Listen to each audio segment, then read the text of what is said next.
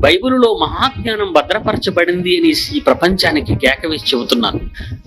మీరు చూసే డార్విన్కి కానీ, మీరు చూసే ఐజాక్ న్యూటన్కి కానీ వీళ్ళెవ్వరికీ తెలియదర్రా వాస్తవం. వాళ్ళంతా బైబిల్ని కాపీ చేశారు.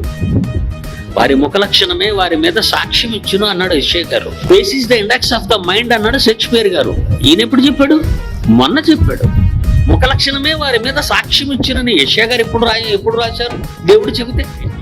క్రీస్తుకు పూర్వం 700 సంవత్సరాల క్రితమే ఆ మాట రాస్తే, క్రీస్తు తరువాత కొన్ని వందల సంవత్సరాల తరువాత పుట్టినటువంటి Shakespeare this is the index of the mind అన్నాడు.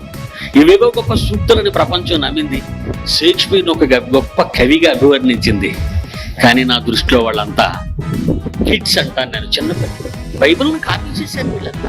విషయాన్ని ప్రపంచ దేశాలకు చెప్తున్నాను, ప్రపంచ రచయితలకు చెప్తున్నాను, ప్రపంచ కవులకు చెప్తున్నాను, ప్రపంచ శాస్త్రవేత్తలకు చెప్తున్నాను.